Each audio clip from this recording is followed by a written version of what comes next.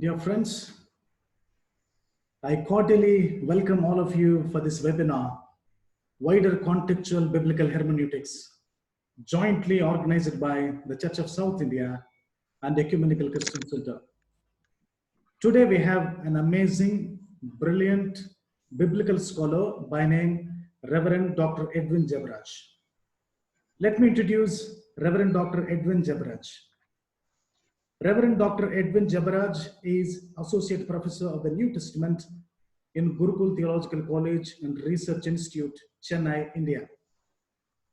He has done an excellent doctoral dissertation on the topic Justice and Judgment in the Book of Revelation. We are so much delighted to have you, Reverend Dr. Edwin Jebaraj.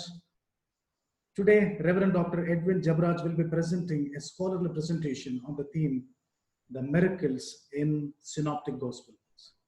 Over to Reverend Dr. Edwin Jebaraj.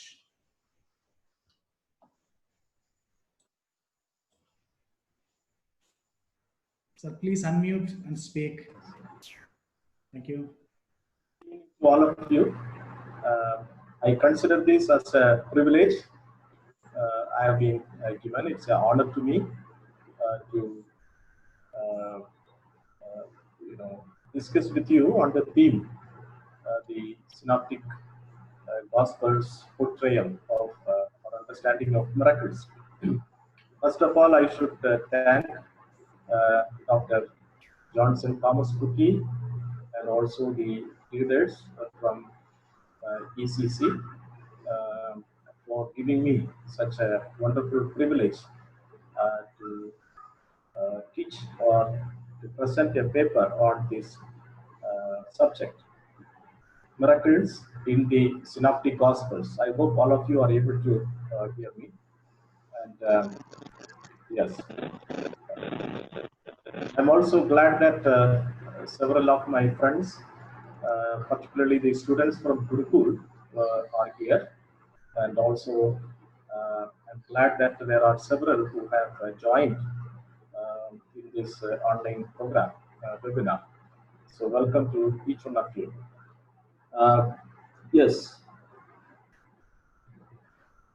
I will give you a brief introduction about miracles and how miracles are differently understood and interpreted in various stages of history, and how each synoptic gospel writers, they present in their gospel the miracle of Jesus, and how it can be applied, or in what way we can understand and interpret the miracles that are portrayed in the synoptic gospels in our contemporary context.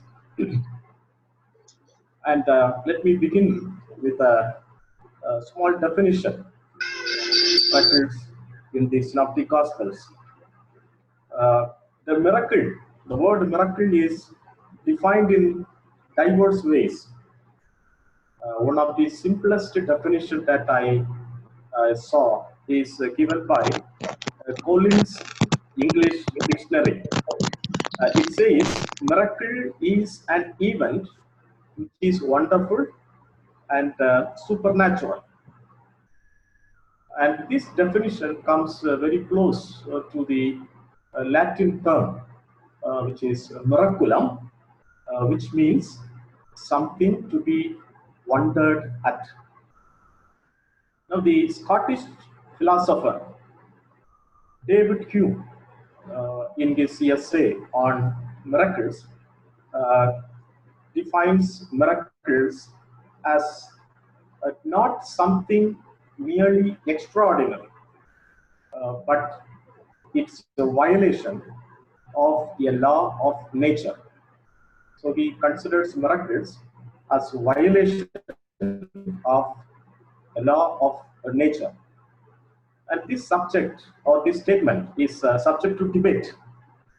Sometimes it is understood as or interpreted as a violation of natural laws, and sometimes it is considered as interruption. And for me, it is restoration, bringing back the nature to the former position or condition. So it is restoration. Harold Ramis, in his book Jesus as Healer, defines miracle as having three components. The first one is it's an act which causes wonder. And secondly, it's an act which has no natural explanation. It's an extraordinary act. Therefore, it is difficult to explain in terms of everyday causation. And the third component is that miracle is ascribed to a superhuman. This is how Harold Ramis defines miracle. But it is, beyond doubt that the miracles of Jesus are indisputable displays of God's power. There are two Hebrew terms in the Old Testament used for miracles. The first one is oath, which means sign. And the second word is mophet, which means wonder. They are synonymous terms, and often they come together in the same text, signs and wonders. There are several miracles in the Old Testament, several miracles, like Moses parting the Red Sea in the book of Exodus, Elijah raising the son of the widow of Zarephath, and similar miracles. There are a number of miracles we can see in the Old Testament. So oath and mophet, signs and wonders. Now, when we come to the New Testament, especially in the Synoptic Gospels, we see the use of four terms for miracles. Four terms are used. First one is Semeion. There are some places that the word Semeion is used. Sometimes we say, John is the only one uses, but even Synoptic Gospels use the term Semeion. Now, it comes in the context of the Herod, scribes, and the Pharisees who wanted to see some signs from Jesus. But, their request was not granted, because the only sign that Jesus promised to them was his death and resurrection. Now, the second word used in the Synoptic Gospel for miracle is ergon. Ergon means work or deed. John the Baptist heard the works of Jesus when he was in prison. Ergon. The third word for miracle in the Synoptic Gospel is dunamis, which means mighty work or acts of power. And this word refers to the activity of the supernatural. Mainly, it refers to the activity of God. And the fourth term, which is the last term, is theros, which means a wonder or an amazing event. The word terror, the English word terror, comes from the word teras. Teras means something that brings shock, something that brings amazement, wonder. Now, what are the types of miracles that Jesus did according to the Synoptic Gospels? Now, Bishop Westcott, he classified the miracles into three categories.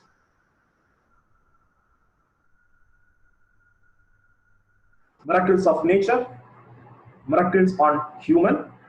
In this, he includes these two, healing miracles and also raising the dead.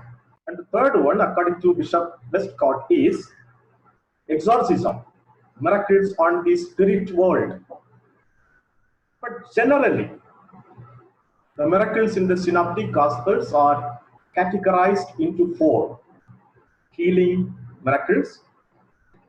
When we talk about healing miracles, Bultmann says the healing miracles have a fixed format. It cannot be seen in every miracle, but generally, this format can be seen. The first one is setting. Now, when we say setting, and in the healing miracle, the illness of the sick person is described. There is a description of the illness of the sick person, and also it talks about the past failure to cure the person. Sometimes it is accompanied by doubts about the healer's ability. Sometimes there is a scorn, people laugh at Jesus. The bystanders mock at Jesus. But the person who is ill or his relatives express their faith in the belief in the healer. So this is the first part, okay, in the format of a miracle. And the second one is cure. Here, the intervention of the healer is mentioned. When the healer intervenes, miracle happens. The miracle, the healing is often brought about by a simple word of Jesus, sometimes by physical touching, sometimes by prayer. 3 times, Jesus healed people by spitting. And the final one is result. Result. So when the healer intervenes, the person is healed, and the reality of the cure is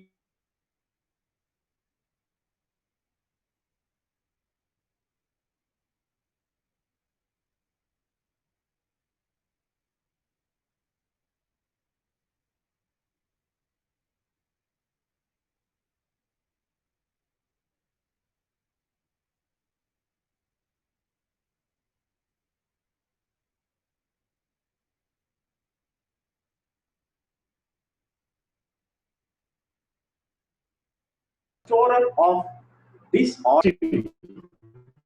faculties. The fourth one is nature miracles. There are several nature miracles mentioned. I don't want to go into the details, but one thing I want to say here. See, there is a pattern. There is a prophetic thing that is mentioned, especially in Isaiah.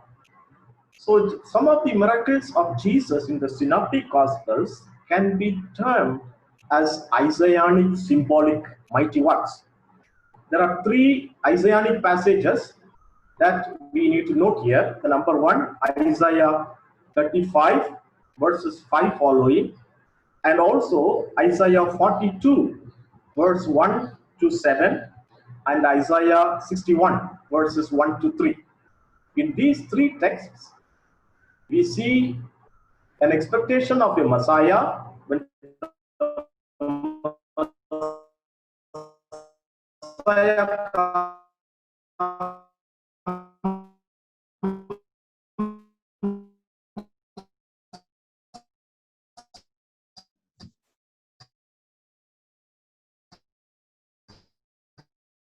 he would be doing some miracle, also healing the ear. The traditional Christian interpretation, traditionally miracles were understood as a sign of Jesus's power, and it expresses the dual nature of Jesus. Jesus is a human as well as Jesus is divine. Jesus is human, he is hungry, he is thirsty, he is angry, etc. But as divine, he was able to do miracles. And the second one, we see the form critical, form critics, uh, and especially these two people. One is Dibelius. Dibelius calls miracles in the synoptic gospels as tales, fiction. And of course, Bultmann called them as miracles. They argued that miracles were invented by the early church. And there are three reasons probably why miracles were invented by the early church. Number one, the catechetical purposes. Number two, the evangelical purposes. Number three, polemical purposes.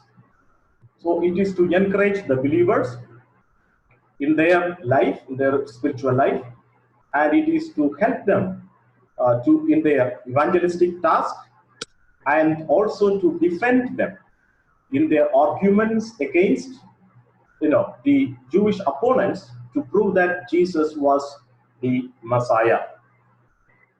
There are some views that completely deny the historicity of Jesus and consider them as myth. David Hume, he published an influential essay on miracles in his An Inquiry Concerning Human Understanding. An Inquiry Concerning Human Understanding. Now, he argued that any evidence for miracles was outweighed by the possibility that those who described the miracles were deceiving themselves or others. So completely, rejecting the historicity of miracles. And it says that anybody believes, they either, deceive themselves or they deceive others. Now, David Strauss, the German liberal Protestant theologian, and he says Jesus was thoroughly mythological and not historical. So the mythological approach is there. So in that sense, miracles are not history, but it is a myth. The Gospels present religious and not historical facts. This is the argument of David Strauss. The other person, Bart Ehrman, is an American New Testament scholar, and he says it's very difficult to prove the historicity of Jesus, of the miracles. And he says he neither know that it happened nor know it did not happen. But he says, according to Ehrman, the historical method does not allow for miracles as objective historical facts. And this is the argument of Bart Ehrman. And Jesus' seminar, and they say, these miracles, of course, some miracles probably Jesus, performed, did, but they can be interpreted or understood in terms of psychosomatic maladies. So, psychological thing. And this is what the Jesus seminar argued.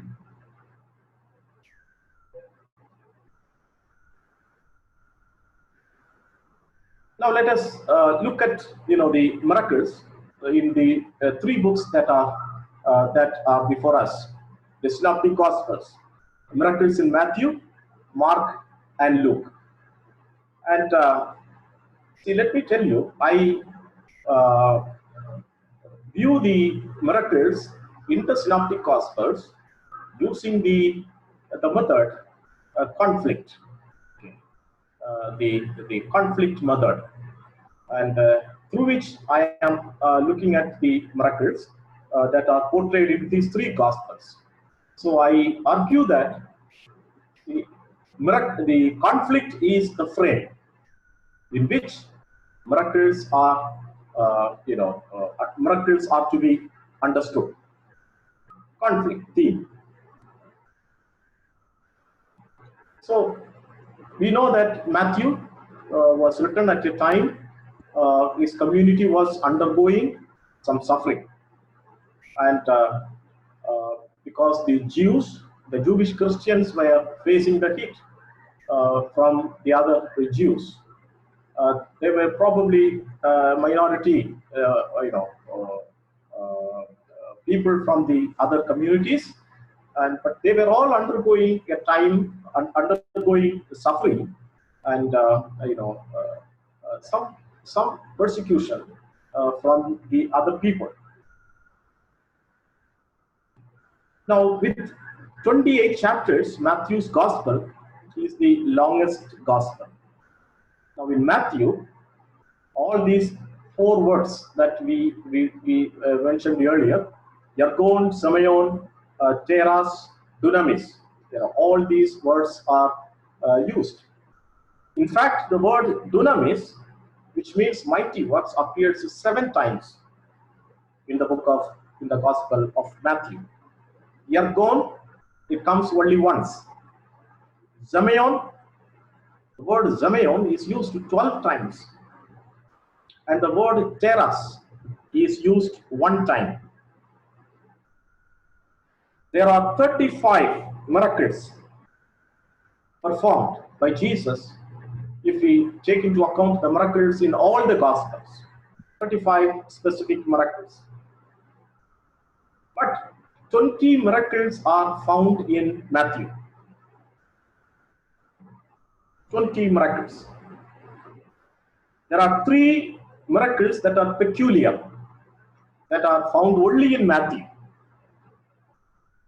2 blind men receiving their eyesight, a demoniac being healed, and a coin in the fish's mouth. And these 3 miracles are purely Matthewian miracles. We don't find in other Gospels. Of course, there are some more.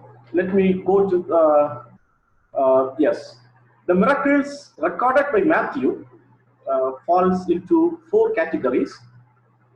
6 nature miracles, 8 healing miracles, 5 miracles related to demon possession, and 1 miracle of raising the dead. The healing miracles, it has a varying pattern. Jesus healed in different ways, and sometimes Jesus healed by the touch of his hand.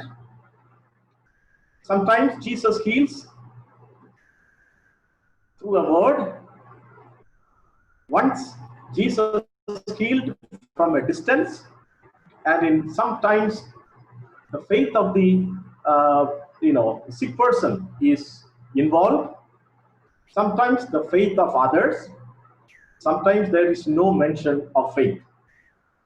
So in all these ways, we see how faith plays a part in the healing of Jesus, the healing miracles. It's not that everywhere faith was expected. In some places where faith was not found, also Jesus healed.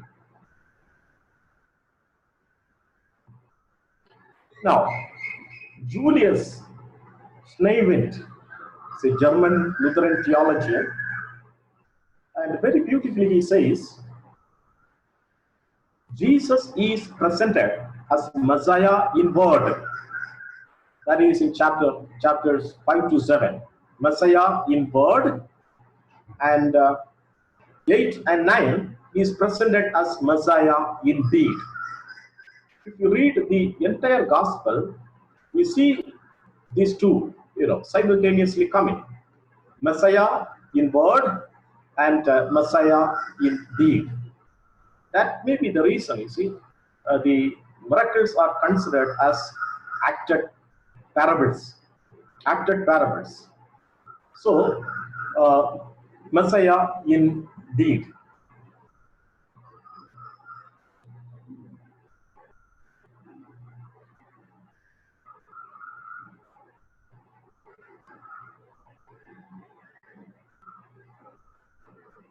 See, there is another important thing that we must notice here. Um,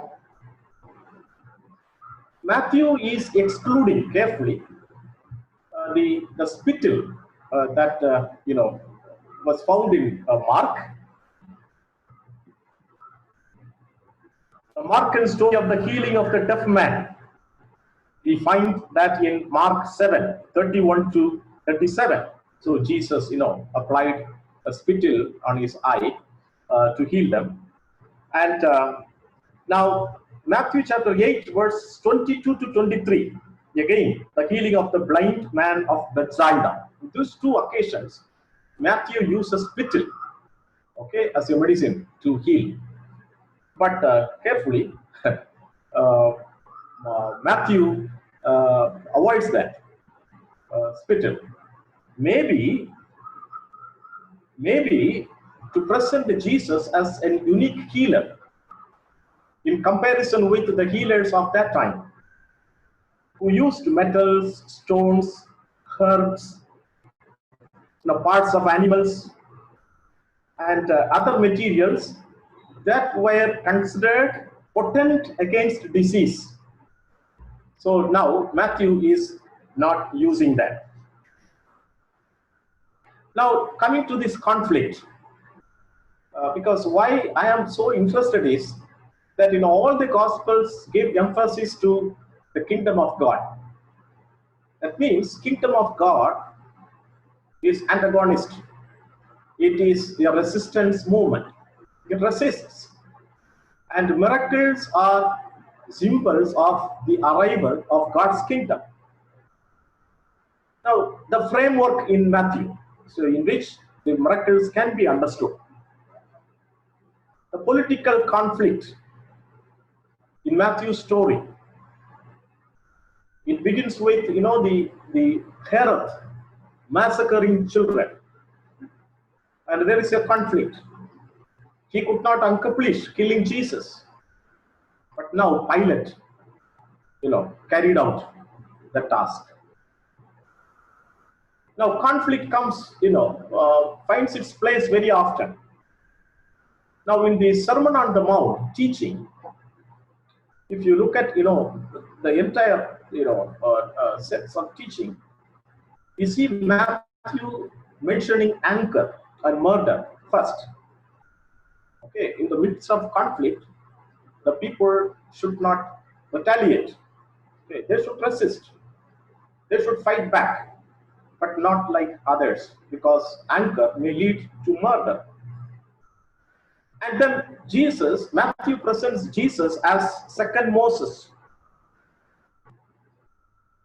Pharaoh's evil plan of killing the children versus Herod the Great's evil design. It can be compared. So conflict. Moses gave the law in the wilderness. Now Jesus gives the new law.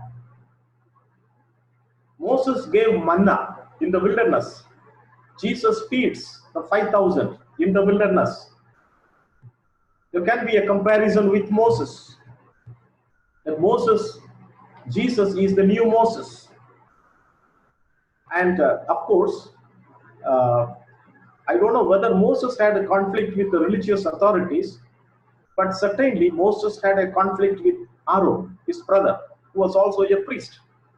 So Jesus also has conflict with the religious leaders.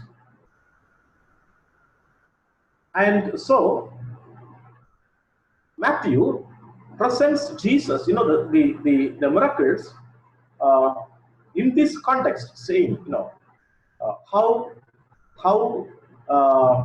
Moses involved himself in conflict in the process of delivering people. And this is what it is, the conflict is. Expose and neutralize. This is one thing that I like. See, in most of the miracles that we see in Matthew, when Jesus goes to heal the people, people laugh at him. And the people accuse him. You are doing all these things. So they are not questioning about the miracles, whether it happened or not. They knew it happened, but how it happened, that was their question. And Jesus was laughed at, and the people accused Jesus, and in several cases there were murmurings against Jesus. Now I see these as weapons to demoralize the enemy who is unarmed, the other person who is unarmed.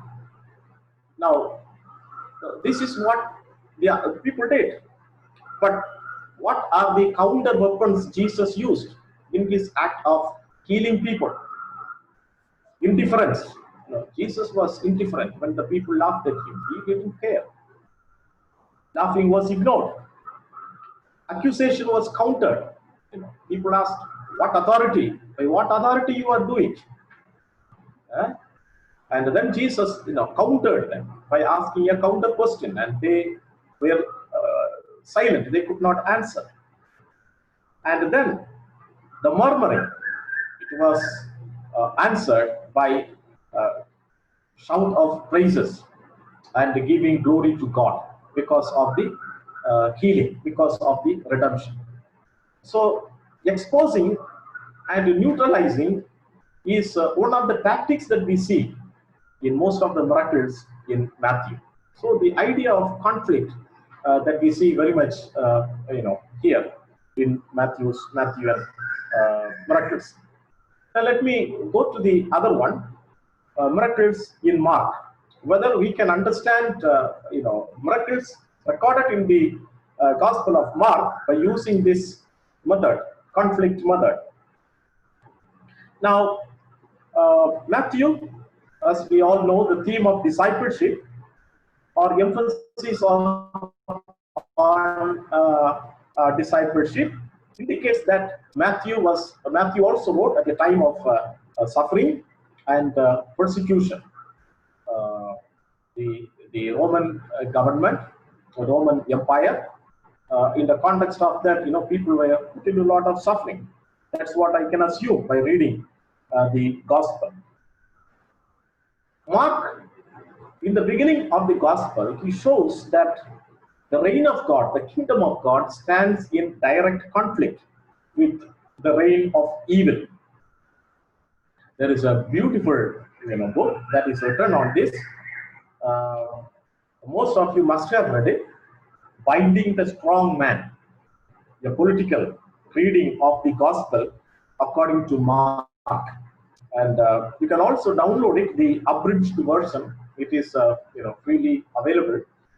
We can download that. Chet Myers is using this method to analyze the miracles in Mark. And there are 17 miracles in Mark. 4 nature miracles, 4 exorcisms, and 9 healing miracles. And there is one miracle of raising the dead, the Jairus' daughter. Now, as I have mentioned earlier, see Mark 1:15. Jesus' public ministry begins with an open declaration that the reign of God is near. Repent and believe the good news. And it is a call to the faithful to involve in a conflict for the renewal of the world, restoration of the world. On the other hand, it is a challenge. It's an open challenge to the forces of evil that their time is coming to an end. So the call stories in Matthew can be understood as a clash between the old order and the invasion of the new order and the kingdom of God. Now, in this light, let us look at one or two miracles in Mark's Gospel and see how conflict plays a role in our understanding or in understanding of miracles in Mark. Now, Mark chapter 1, verse 21 to 26. Here we see, the Capernaum synagogue. Jesus visit there, and there is an the evil spirit possessed person in the synagogue, and Jesus is healing the person on the Sabbath day. And here we see a conflict, a struggle between Jesus and the establishment, the scribal establishment.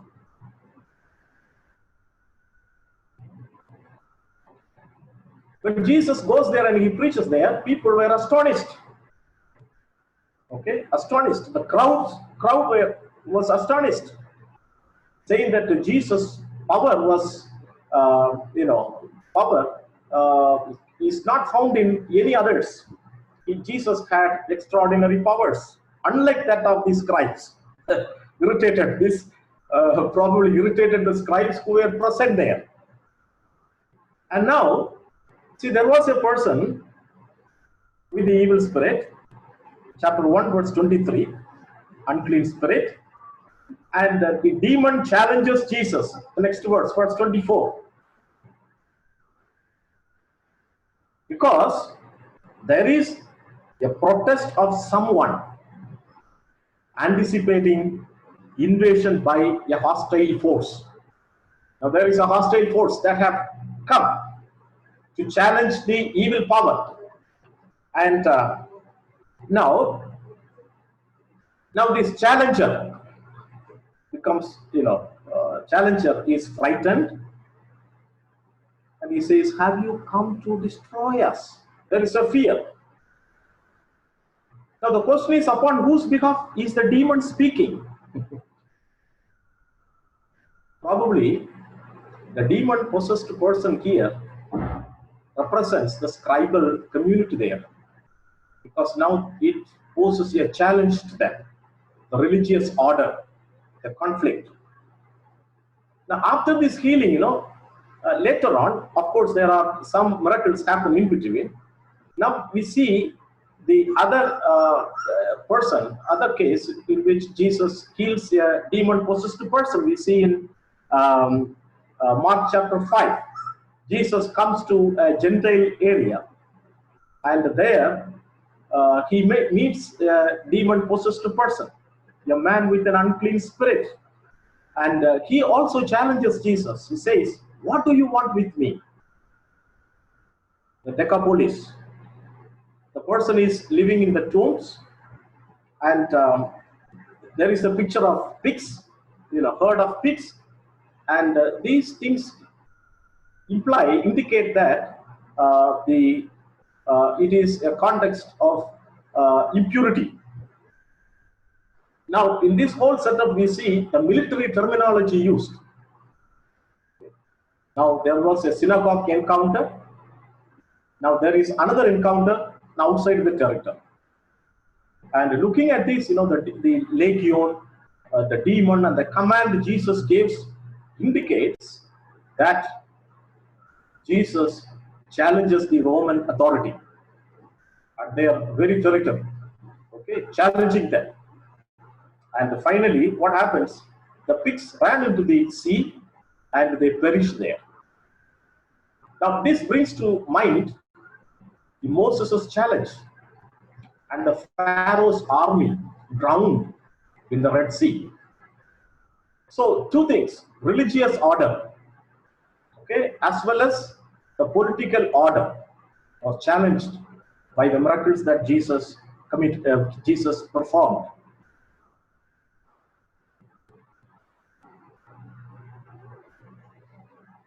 So let me cut short. Uh, the other miracles, if you see the threatening, the Jesus rebukes the wind and and brings order in the sea. Jesus shouts at the demons. Of course, we have seen that. Jesus' power is engaged to cure the woman's illness, the purity, impurity. Okay, a woman with the issue of blood, she was, considered as impure. The social barriers that people erected on the basis of, pure and impure, and so the sea and the wind symbolize the chaos, the disorder that was there. And so miracles of Jesus in Mark's gospel pose a serious threat to every evil power that causes a disorder in God's world, in God's beautiful creation. Jesus' miracles are holistic in nature. Jesus heals the Jews as well as people from outside, the Gentiles. It visualizes a transformed community. Let us quickly look at miracles in Luke. There are 20 miracles again in Luke.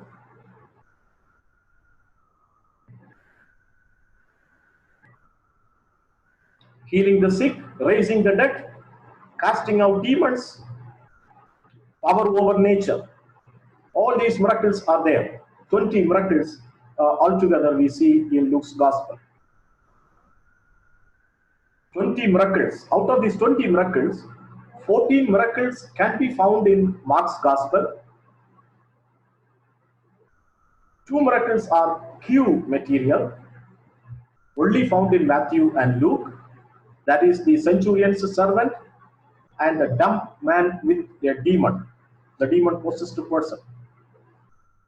And there are 4 miracles that are found only in Luke's gospel. They are the crippled woman, man with a swollen limbs, 10 people with the skin disease, that is leprosy,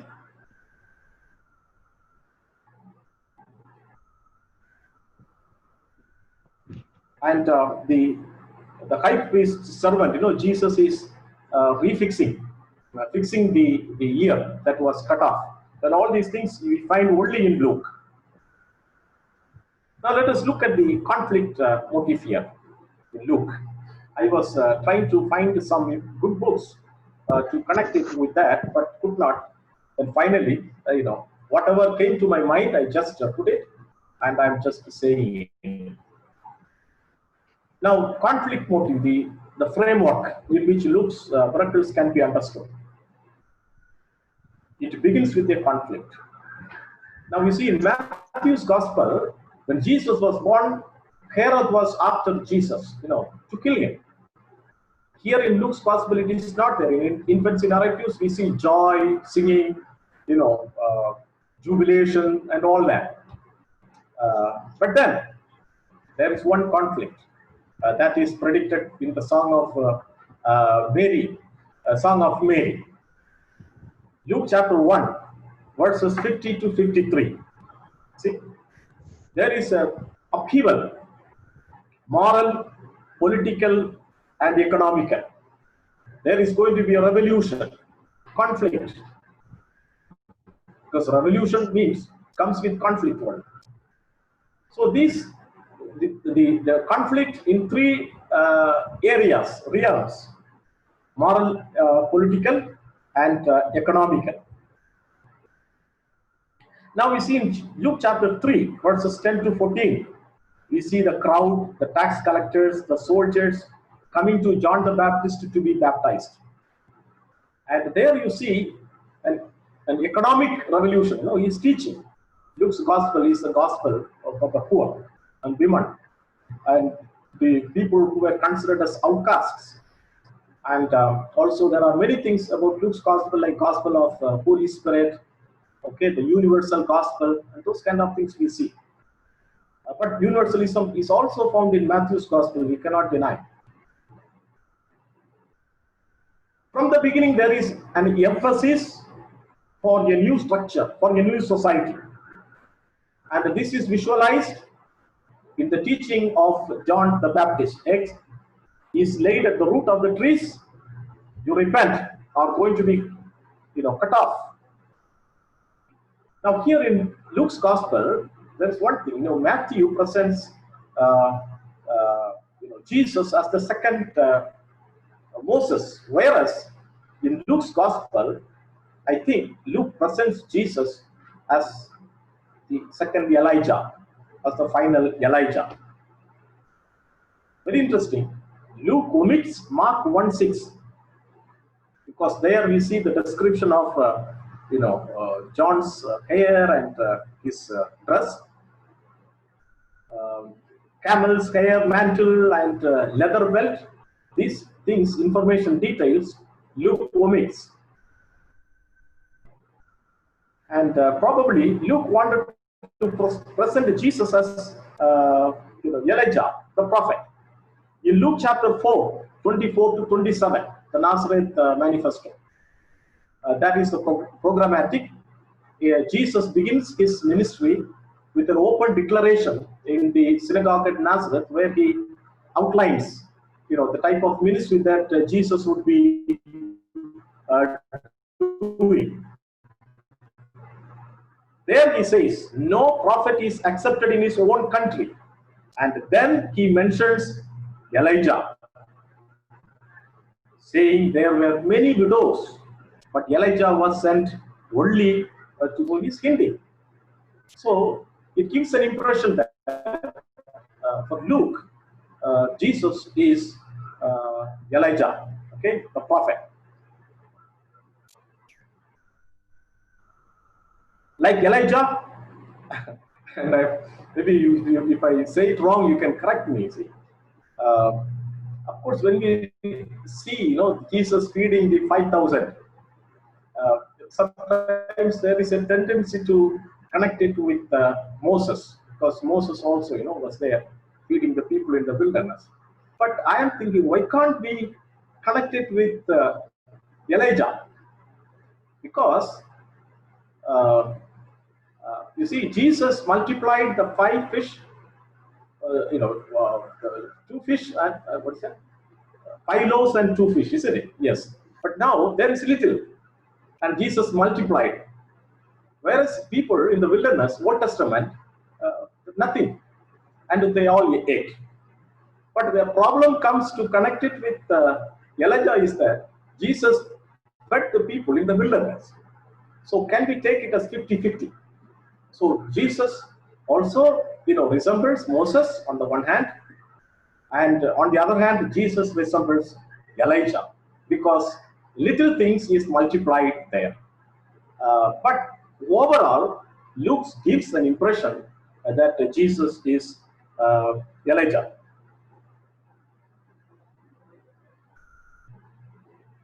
And now, after Jesus preached in the synagogue, he comes to Galilee. Okay, the first miracle in Galilee. Now remember one thing: in the synagogue at Nazareth, Jesus was driven away. Right? Jesus had to run. And now he comes with that spirit,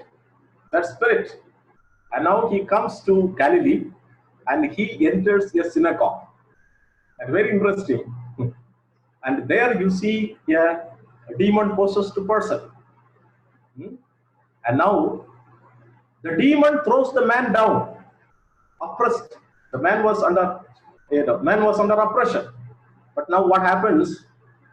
The driven away Jesus coming to Galilee and drives away the demon that was throwing the man down.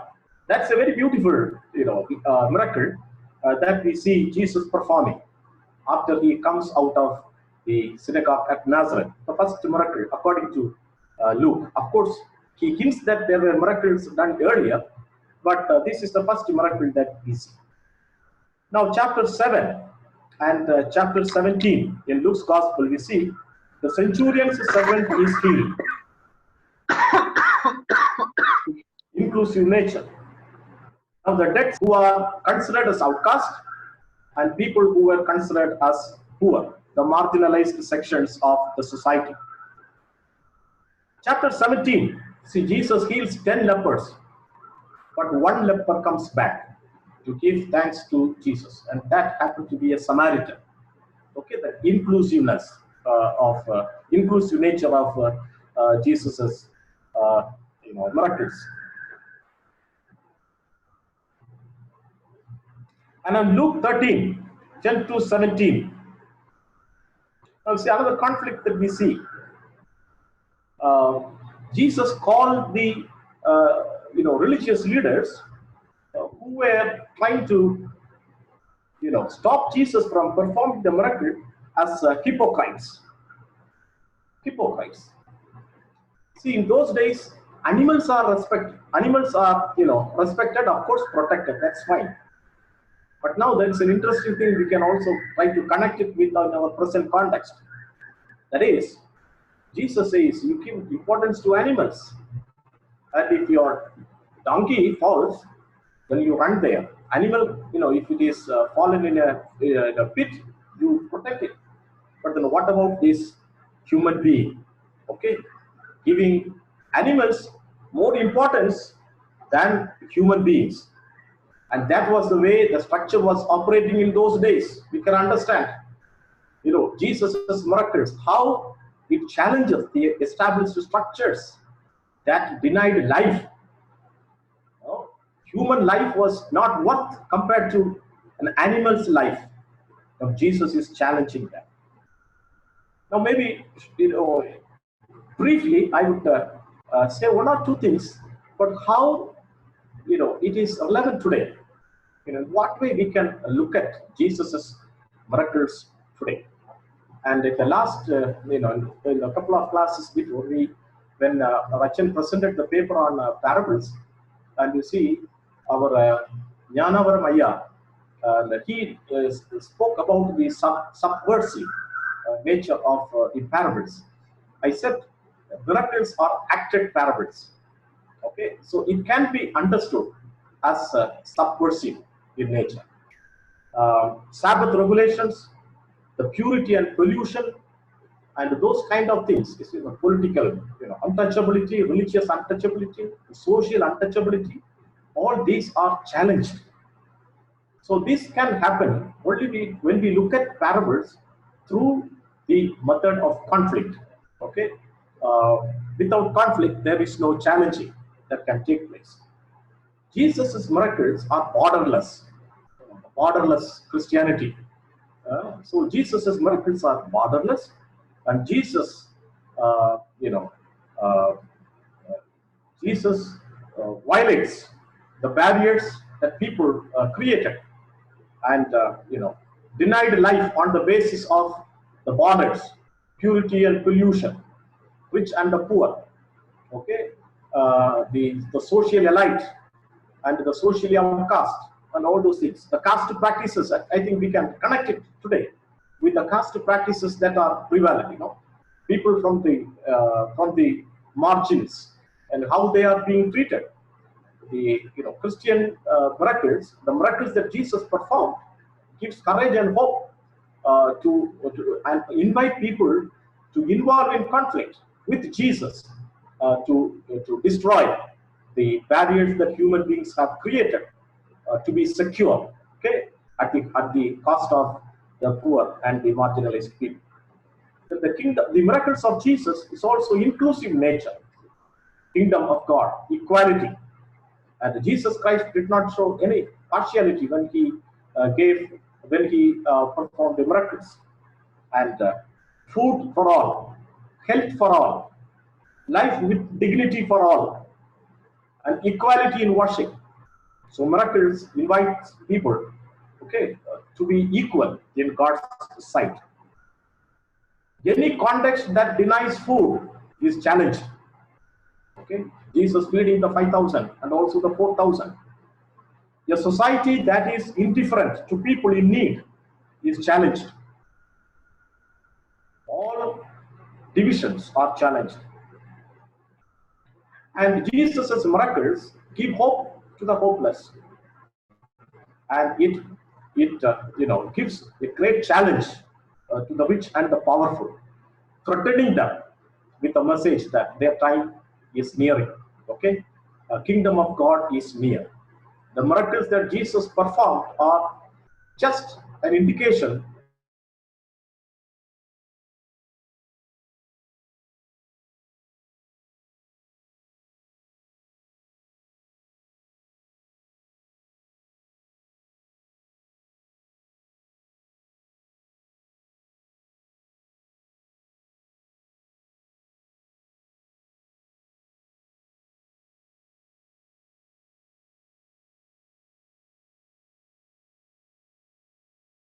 Now, at the end, save lives.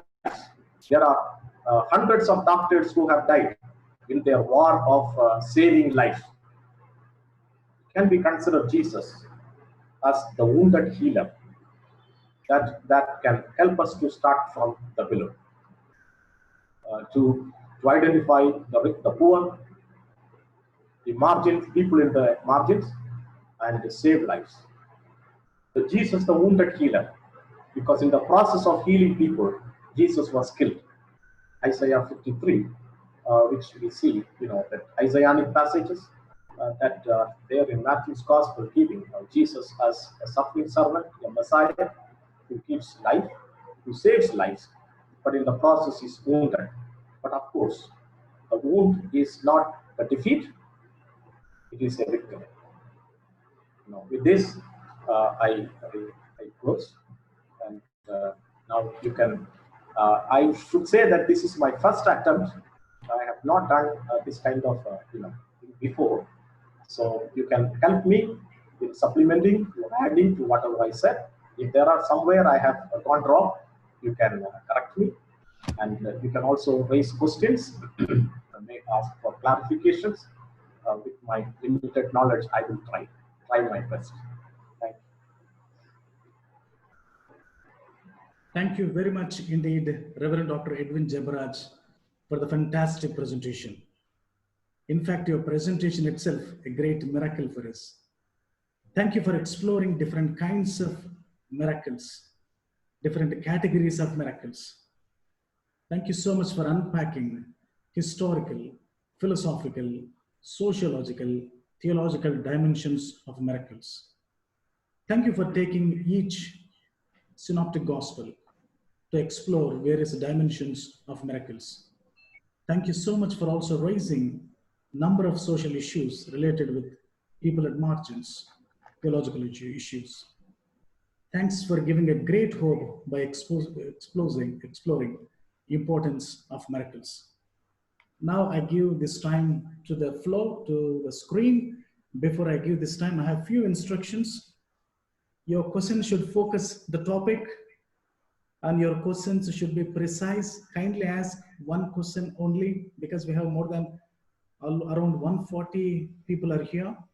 So we allow you to ask one question, and you have put your names as Redmi, Oppo, Lenovo, 1234. So when you raise your hands, technically it's a difficulty to call your name.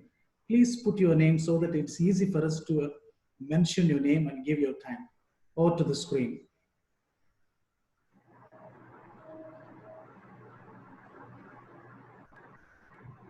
Sherry S. Robert.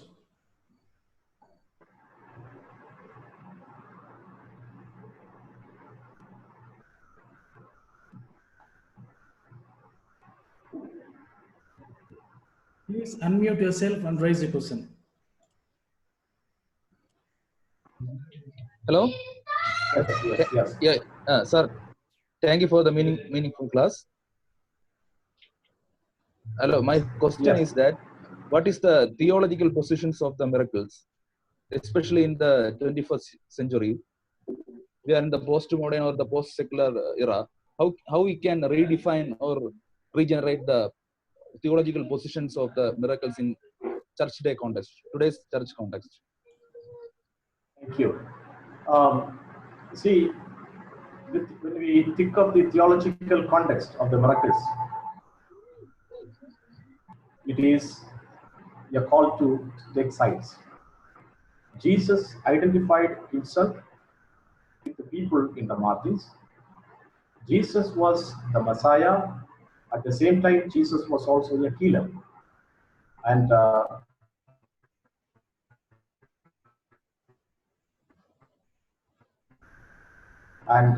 his miracles is an invitation, as it is a call to the people to join him in their fight, in the conflict. On the other side, it is a warning to the rich and the powerful. Now, today's church. Now the question is, where the church is, which side the church is on? What the church is doing? Let us think of today's context, in the context of COVID-19. Many churches have, I don't know whether churches are abandoned, whether churches are indifferent. This is a question that we must seriously ask. And everybody thinks of himself or herself, not concerned about the people. So the miracle of Jesus, you see, that's why I said wounded healer. The church also must be willing to suffer in the process of extending healing to people who are in need. If the church is not there, who will go? And so the miracles gives a great theological, lesson, asking us to wholeheartedly involve in the ministry of healing to the people. Because in every gospel we see, when Jesus healed, it is, one miracle, Mark chapter 5, you see, when Jesus healed the demoniac, he wanted to be with Jesus. But Jesus said, go back to your territory and, talk about what is done to you. So it is also a commission, The miracles of Jesus is not just a physical healing. It also commissions the people who received the healing. And sending them out. So it is not only healing the whole person, but it is also commissioning the person to heal others. So that is the way the church should operate. And this is the theological lesson I think we can learn from this. I don't know whether if I make sense to the question asked. Next, Arul Prakash. Arul Prakash, please unmute and raise your question, then mute.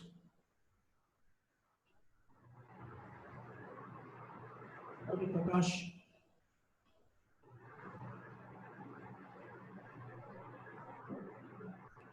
Arul Prakash. We'll go to the next one. Franklin Thambi, he raised a question. Franklin Thambi, can yes, sir. You raise your question, please? Yes, sir. Sir, I'm Franklin. I'm from Kanyakumari.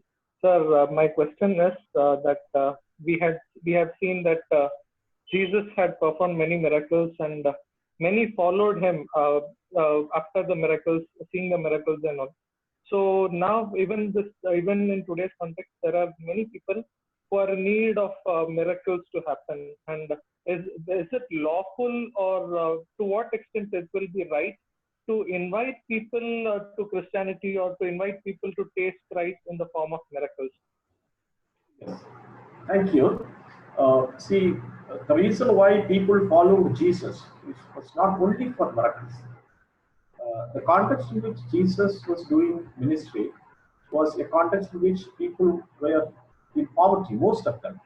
They were in need of food. They were in need of hope. And they were in need of healing, of course. And now, those who saw hope in Jesus, they faithfully followed. Okay, they followed Jesus. Because many of them found Jesus' miracles holistic. Jesus was concerned about their well-being, the shalom, arene, physical, emotional, spiritual, social, economical. In all these areas, Jesus' miracles, fulfilled their need. So that is the reason they followed Jesus. It's not only because some of them, they considered Jesus as a king, a political messiah, in other words, a militaristic Messiah who would overthrow the Roman Empire and establish God's kingdom in this world. And some of them followed thinking they will get some material benefits. Okay, and two disciples we know, James and John, they wanted to become ministers. So people had different expectations when they followed Jesus. Now, in our present context, you see, we have several preachers who attract people in the name of miracles. But let us carefully study the miracles of Jesus. Why Jesus performed the miracles? Jesus never gave a hope to people saying, follow me. Whenever people followed, Jesus said, you must be ready to suffer. That's why I said, wounded healer. So, healing to be wounded, to heal again. That is the way it goes on. And so, whether this message is communicated to the church by the church today, and where the church has failed, people are flocking to individuals who claim themselves as faith healers, but whether their way of healing is similar to the way Jesus healed the people, so that need to be understood. So in that context, I would say many of the healings or the promises of healing today, I don't know whether they are genuine or not. Next, Jobin, followed by Professor Ganavaram. First, Jobin, can you unmute and raise your question, please? Thank you, sir, for your insightful exposition on the topic of these miracles on Synoptic Gospel. So this my question is that miracles are the violation of the laws of nature. Sir, explain it on the basis of Jesus' miracle, especially he's walking on the water and resurrection and all. Restoration, isn't it? Restoration, yeah. See, it is a question of how miracles are understood. There are different ways miracles are understood. When we think of Jesus healing people who were demon possessed, possessed by evil spirits, people who were sick, the healing miracles, and also Jesus multiplying the bread and those kind of things. They are. Can you repeat that question again? Yes. Sir, my question yes, is... restoration. Yes, restoration. Yes, thank you. Yeah, see, they are, especially this healing miracle and the exorcism, they are restoration. Okay? Restoration in the sense, you see, if a person is sick, there is a disorder. Identify the source of this disorder. What is the cause? And rectify that. Today sickness is caused by the several reasons. It's not necessarily, kind of, sickness. Even the food that we eat, the water that we drink, everything. When Jesus healed a person, it is restoration, because the disorder is now corrected. Order is restored. Order is restored. The nature miracles, especially this one, Jesus, the calming the sea, the storm and all that. Now, sea was understood as a symbol of chaos, suffering, oppression, threat. Now it is being neutralized. And now again, the question is, what are the reasons for natural calamity these days? When God created, He created everything in order, isn't it? Everything in order, right? So where has it gone wrong? When Jesus calmed them, He's actually restoring them to its original order. And so in that sense, it can be understood. Jesus walking on the water. This, whether Jesus is restoring order or not. And this can be explained, in the way the miracle is understood. Whether it has to be understood literally or it has to be understood metaphorically. Whether Jesus can walk on the water Several explanations have been given. One explanation is that Jesus was seen to be walking. Jesus appeared to be walking. But I would say, if we can believe in the resurrection is the greatest miracle that has ever happened. If we can believe in resurrection, then why can't we believe in Jesus walking on the water to restore calmness, and peace and hope in the minds of the disciples? So, in that sense, it can also be taken as a restoration. Professor Gnanavaram, then followed by Neopi Kipgen. Thank you very much, Dr. Edwin Jebaraj. It was holistic. We are pleased about your presentation. You did very well, and we are happy and we are grateful to you. You very rightly brought these two, the tensions between the historical reliability of the miracles and whether they were created by the church. This is always, it has been discussed. So you brought it. And also you brought that the tension between literal and symbolic. It is always there. Do we take the miracles literally or symbolically? You were on the side of symbolic meaning, which is very good. Very glad that you brought Ched Myers binding the strong man, and it was lovely. My additional one or two sentence that I would like to say, thank you for that word restoration. There are three RE words. One is restoration of the lost humanity.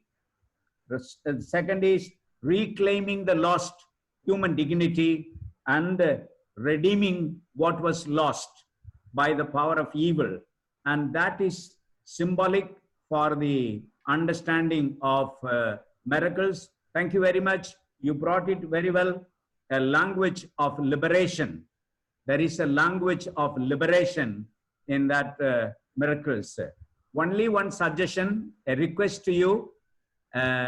We no more use the words blind, deaf, and dumb. Instead, we use visually impaired, hearing impaired, and speech impaired. If you could change that when you write it, when you bring it as a written document, please change that. And we are grateful to you for this presentation. Yeah, thank you so much for correcting me. Thank you very much. Yes. Neopi Kipgen, unmute and raise your question, please. All right. Jenny James. Thank you for the opportunity. And Reverend, I want to thank you for your insightful presentation. And my question is, to be precise, to what extent Jesus' miracle is relevant today? Because I'm asking this in the light of many people who claim to be miracle workers, especially in relation to healing today. So my point is, can we still expect a miracle performer like Jesus today, as some people still do? Or to what extent should we draw a boundary, a kind of limit?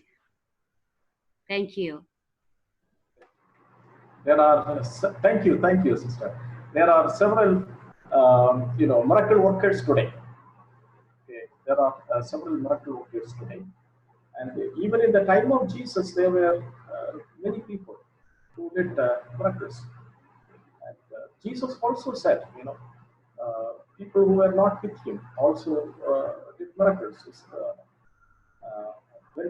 When a question was asked to Jesus on what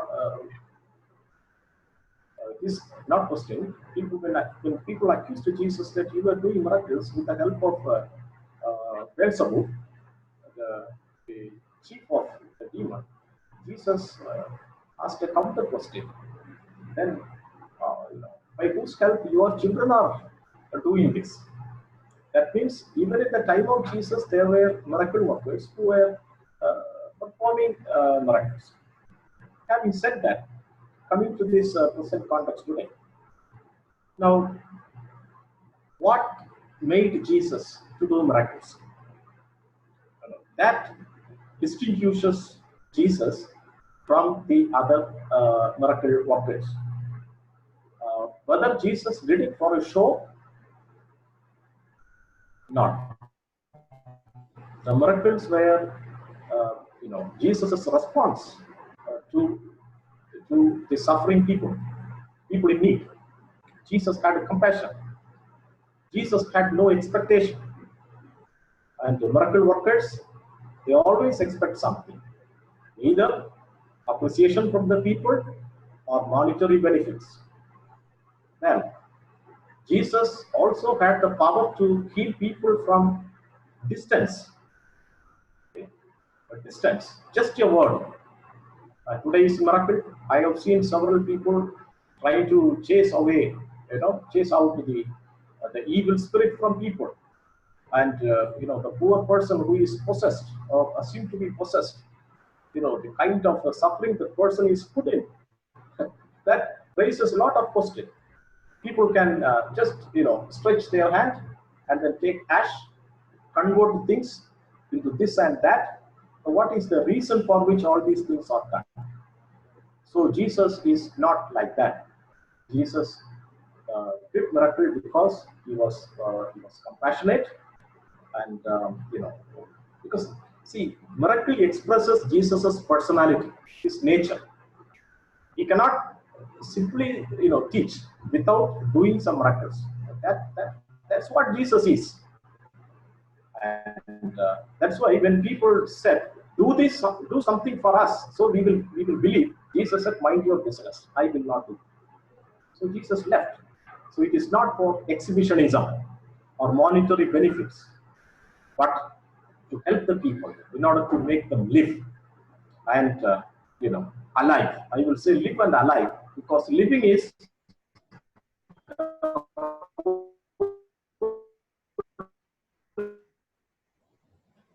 living.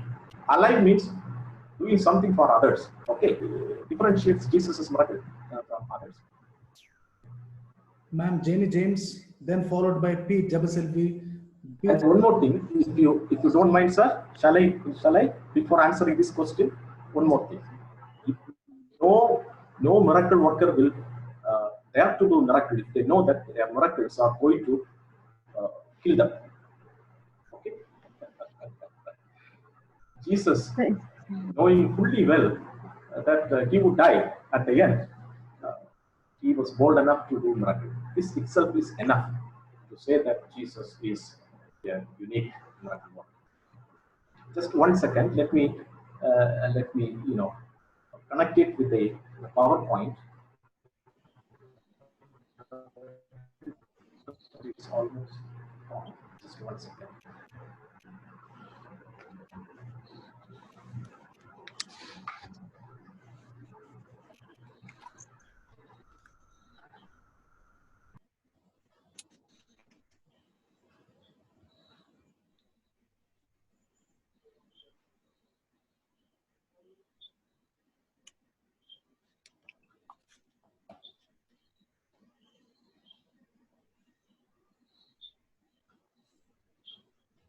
So please unmute and speak.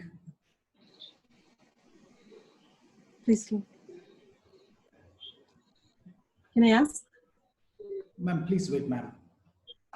Yes. Thank you, sir. Thank you, sir, for the wonderful presentation. Thank you for the insightful message. So my question, it's about Luke's column of miracles. How can we connect that to the present reality?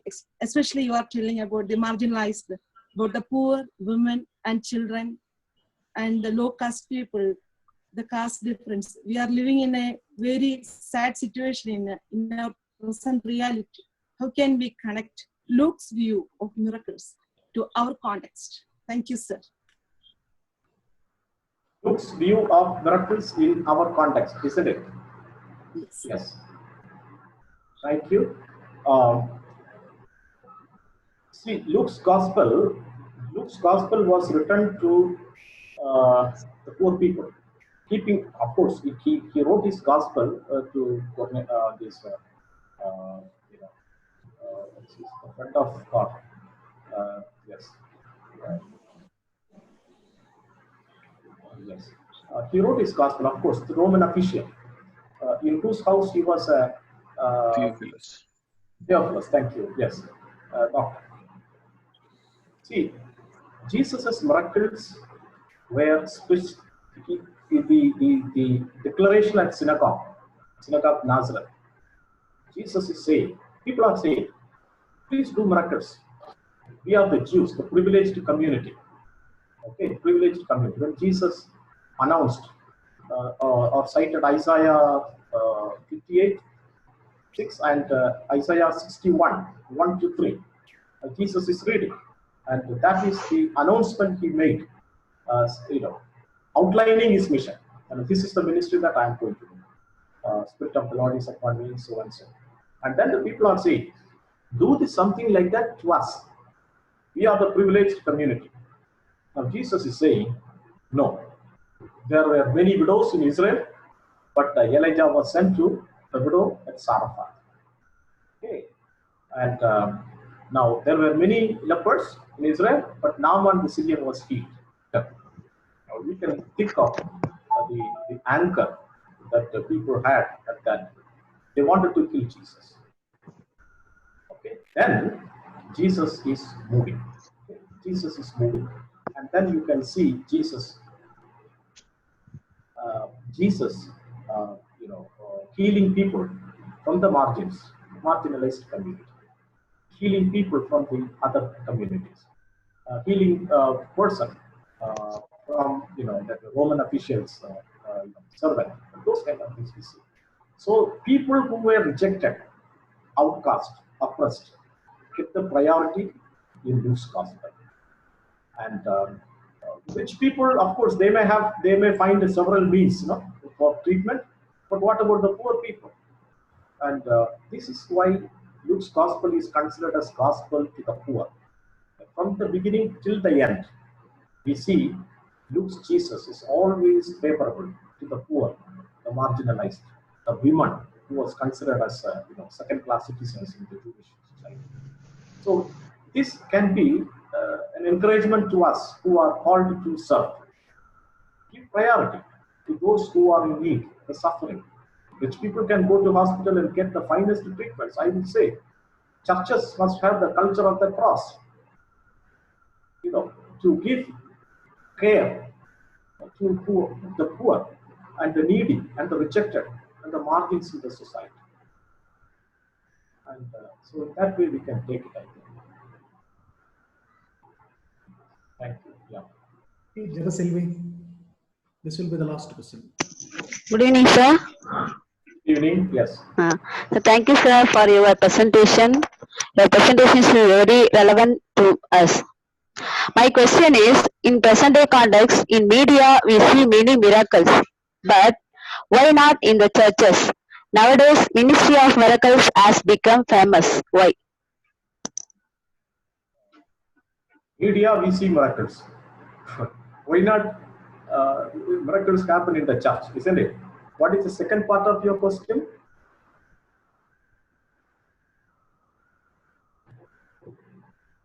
What is the second part of your question? Nowadays, Ministry of Miracles has become famous. Why? In media, we see many miracles, but why not in the churches? Why churches they are hiding many miracles, sir? But in media, we see many miracles, many persons coming up. They saying, "God is helping me, God is healing me," because reason these pastors. Media miracles in the media. See, I used to watch these magics, and so the magician does a lot of magic to, entertain us. But there comes another person and disprove whatever this man has done. And he says, whatever you see with your eye is not the truth. Behind the screen, there are several things. And so all the media miracles need not be necessarily true. That's one thing. And then second thing, again, you see, we have to see the criteria Jesus used for miracle. Jesus never did anything for exhibitionism or for to become popular, to become famous. And so this is another thing. One of the reasons why many people, they don't believe in miracles today, but the miracles performed by Christians, is there are so much happening behind the screen. And that is where the responsibility of the church comes. Whether miracle happens in the church, certainly it happens. The true pastor, the true God servant will never publicize. Okay, because miracles are one part of our life. There is another side to it. Because why miracles? Is it for selfish life? Miracle call us to be selfless. Call for a selfless sacrificial service. And this aspect is not emphasized. Only one side. Miracle means selfish. I get everything. See, that is the culture of selfishness. And it should be something. And that is where, churches can play an important role. Thank you. Thank you very much, Reverend Dr. Edwin Jebraj, for your profound and fantastic presentation and all your answers. I know there are a number of important questions have been raised in the chat. For the days to come, we'll continue our dialogue and discussions. Now I give this time to Professor Johnson Thomas Kuti for the announcements. Hello, friends. I hope that you are able to hear me. Yes, sir. Are you able to hear me? Yes, we are able to hear you. Yes, sir. So it was a very profound and wonderful opportunity to hear from respected Reverend Dr. Edwin Jairaj. So he was giving us, as Professor Jnanaparam rightly told, a holistic presentation about the miracles in the Synoptic Gospels. And at the same time, we appreciate Reverend Sukumar for moderating the session in a very fantastic way. And both of them deserve appreciation and applause. So at the same time, there are some announcements. There are 120 people registered for this course, and we are receiving a good number of fantastic assignments, and we are very much confused which one is the best. In that process, we are finding difficulty. So what I am trying to say is that excellent job and make your assignments the best day after day.